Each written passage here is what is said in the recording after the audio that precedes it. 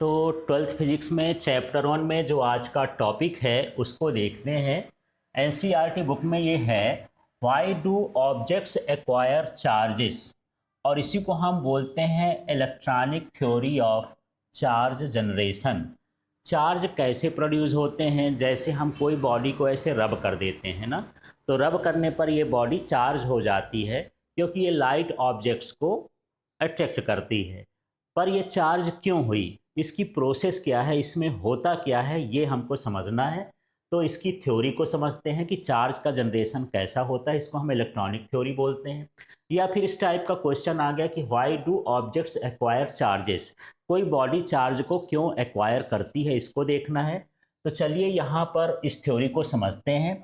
All substances are made up of atoms. आप जानते हैं इस वर्ल्ड में जितने भी सब्सटेंस हैं, जितने भी पार्टिकल्स हैं, जितने भी मॉलिक्यूल्स हैं, सब किससे बने होते हैं? एटम से बने होते हैं। पहला आपको ये समझना है। दूसरा ये है, यहाँ पर नेक्स्ट पॉइंट हम देख लेते हैं। तो देखिए, generally atoms are electrically neutral because the number of electrons and protons in an atom are equal. आप जानते हैं कि कोई भी जो एटम होता है वो इलेक्ट्रिकली न्यूट्रल होता है, मतलब उसमें कोई चार्ज नहीं होता है, ये आपको समझना है। तो कभी कभी यही क्वेश्चन पूछ देता है कि एटम्स आर, और ऑप्शन में दे दिया neutral, positively charge, negatively charge, none. तो आपको क्या करना है? इलेक्ट्रिकली न्यूट्रल बोलना है, या न्यूट्रल होता है, न्यूट्रल वर्ड आएगा। पर न्यूट्रल क्यों होता है? क्योंकि इसमें नंबर ऑफ जो इलेक्ट्रॉन्स होते हैं और जो नंबर ऑफ प्रोटॉन्स होते हैं इक्वल हैं। आप जानते हैं कि इलेक्ट्रॉन्स में निगेटिव चार्ज होता है, प्रोटॉन्स में पॉजिटिव चार्ज होता है। यदि किसी एटम में -11 निगेटिव चार्ज हैं और उतने ही उसमें प्रोटॉन होते हैं, तो +11 उसमें क्या हो जाएंगे? पॉजिटिव चार्ज हो जाएंगे। यदि इनका आप टोटल करेंगे तो +11 और -11 का जो नेट चार्ज है वो कितना हो गया? 0 हो गया। मतलब एटम में कोई चार्ज तो बचता ही नहीं। इसलिए एटम्स जो होते हैं इलेक्ट्रिकली न्यूट्रल होते हैं, क्योंकि नंबर ऑफ इलेक्ट्रॉन्स और नंबर ऑफ प्रोटॉन्स क्या होते हैं? सेम होते हैं।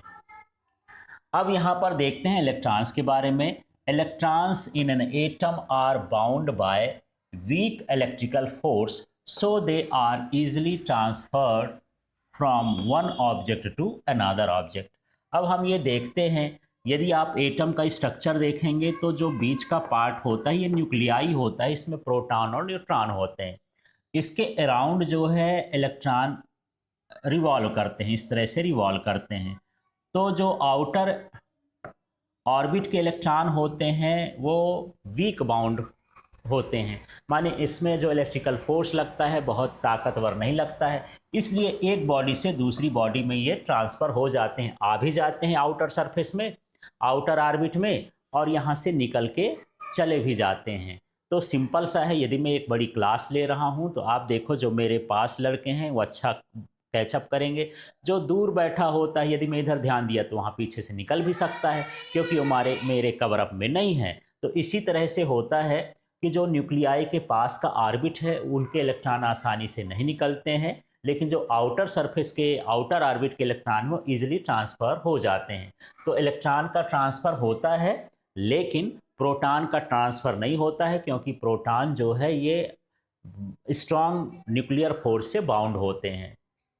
तो इस तरह से आप ये समझ गए होंगे कि इलेक्ट्रॉन को हम इजीली ट्रांसफ़र कर सकते हैं। तो अभी हम देखें कि इलेक्ट्रॉन का ट्रांसफ़र इजी होता है आउटर सरफेस से एक बॉडी से दूसरी बॉडी में। तो क्या होता है? When there is a decrease in the electrons of an atom, then it becomes positively charged and its mass decreases. तो आप जानते हैं कि जब भी किसी बॉडी से इलेक्ट्रॉन निकल जाते हैं तो वो कैसी हो जाती है? पॉजिटिवली चार्ज हो जाती है। When there is excess of electrons in an atom, then becomes negatively charged and its masses decreases. तो आप जानते हैं कि जब इलेक्ट्रॉन ज़्यादा हो जाएंगे तब क्या होगा? उसमें निगेटिव चार्ज आ जाएगा। थोड़ा सा एग्जांपल से समझते हैं। जैसे आपके पास ये सोडियम होता है तो इसमें नंबर ऑफ़ इलेक्ट्रॉन्स 11 होते हैं, इसका कॉन्फ़िगरेशन 281 होता है। यदि इससे इलेक्ट्रॉन यहाँ से निकल जाए, बाहर चला जाए, डिक्रीज हो जाए, तब इस सोडियम में कैसा होता है, पॉजिटिव चार्ज आता है। तो कोई भी एटम है यदि इलेक्ट्रॉन को डिक्रीज करता है तो उसमें क्या होता है, पॉजिटिव चार्ज आता है। इस तरह से चार्ज एक्वायर होते हैं इलेक्ट्रॉन के ट्रांसफ़र के कारण। अब हम क्लोरीन की बात करते हैं तो ये क्लोरीन होता है और इसका जो नंबर है 17 होता है। ये 287 इसका कॉन्फ़िगरेशन होता है। यदि इसको एक इलेक्ट्रॉन मिल जाए, आउटर ऑर्बिट से इलेक्ट्रॉन ले लेता है, तो यहाँ पर ये कौन सा चार्ज इसमें आ जाता है, निगेटिव चार्ज आता है। तो आप जान रहे हैं कि जब इलेक्ट्रॉन किसी चीज़ से डिक्रीज होता है एटम से तो उसमें पॉजिटिव चार्ज आता है, और जब इंक्रीज होता है तो उसमें क्या होता है, निगेटिव चार्ज आ जाता है। तो इससे कंक्लूजन क्या निकला कि जो बॉडीज़ हैं वो चार्जेस क्यों एक्वायर करती हैं, क्यों एक्वायर करती हैं। The basic reason for the charging of an object is the transfer of electron. आपको ये पकड़ना है कि इलेक्ट्रॉन का ट्रांसफ़र होता है एक बॉडी से दूसरी बॉडी में, तभी ये क्या होते हैं, कोई बॉडी चार्ज हो जाती है। तो चलिए यहाँ पर हम अगला देख लेते हैं, इसका एक्सप्लेनेशन समझते हैं कि ये कैसे जो है एक बॉडी से दूसरी बॉडी में इलेक्ट्रॉन का ट्रांसफ़र होता है। तो चलिए यहाँ पर देखिए, when we rub a glass rod with silk then some electrons of the rod get transferred to the silk cloth, thus the glass rod becomes positively charged and the silk becomes negatively charged.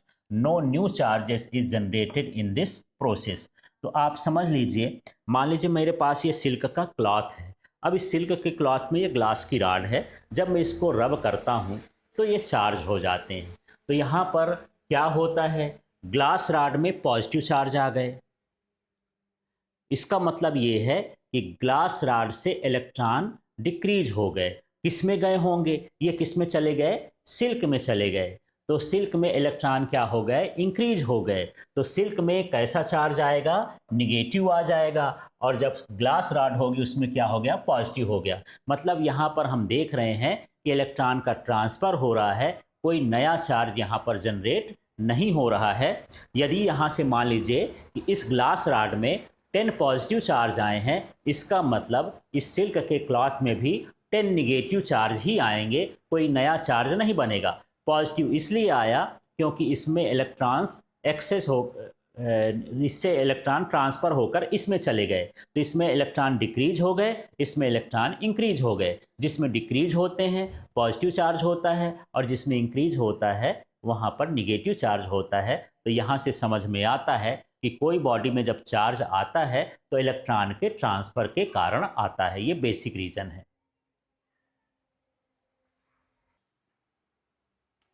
अब देखिए, हम airplane की बात करते हैं, aeroplane की। तो जो एरोप्लेन के टायर्स होते हैं वो जनरली कंडक्टिंग बनाए जाते हैं। उसका रीज़न क्या है, आप जान चुके हैं कि जब दो बॉडी में फ्रिक्शन होता है, ऐसे यदि हम फ्रिक्शन करते हैं तो फ्रिक्शन की वजह से इलेक्ट्रॉन का ट्रांसफ़र होता है, जिससे बॉडी चार्ज हो जाती है। जब चार्ज का एक्यूमुलेशन बहुत ज़्यादा हो जाए, चार्जेस बहुत ज़्यादा हो जाते हैं, तो एयर का इंसुलेटिंग पावर ख़त्म हो जाता है और वो कंडक्टर का काम करने लगती है। तो चार्जेस वहाँ से डिस्चार्ज होते हैं। जब चार्ज डिस्चार्ज होते हैं तो एकदम से फ्लो होता है। एकदम से फ्लो होने के बाद स्पार्क निकलता है, साउंड निकलता है। उस स्पार्क की वजह से उसमें फायर कैच हो सकती है, किसमें, एरोप्लेन में। तो पूरा एरोप्लेन ही क्या है, जल जाएगा, फायर के उसमें आ जाएगा। तो क्या करते हैं, जो उसका टायर होता है उसको थोड़ा कंडक्टिंग बना देते हैं, उसमें ऐसा मटेरियल मिलाते हैं जो थोड़ा कंडक्टर हो। तो जो कंडक्टर मटेरियल होता है उसमें यदि चार्ज जाते हैं तो जब ग्राउंड से टच होता है वो टायर, तो उसके चार्ज ग्राउंड में चले जाते हैं, तो उसमें चार्ज एक्यूमुलेट नहीं हो पाते हैं। इस तरह से जो एरोप्लेन होता है सेफ होता है। तो चलिए इसको कैसे लिखेंगे, when an airplane moves on the ground, जब ग्राउंड में मूव करता है, आप देखते होंगे टेक ऑफ करते समय या लैंड करते समय, यहाँ पर देखते हैं a lot of charges are generated due to the friction. तो जब वो चलेगा तो उसमें बहुत सारा चार्ज फ्रिक्शन की वजह से क्रिएट हो जाएगा। The discharge of which can damage the airplane, और जिसके चार्ज के डिस्चार्ज से एयरप्लेन डैमेज हो सकता है।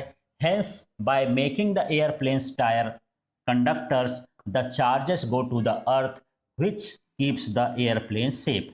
तो जब हम उसके टायर को कंडक्टर बना देते हैं तो जो चार्जेस होते हैं वो अर्थ में मूव कर जाते हैं और इस तरह से जो एयरप्लेन होता है सेफ रहा जाता है। तो क्वेश्चन आता है कि why do the tyres of airplane made conductors.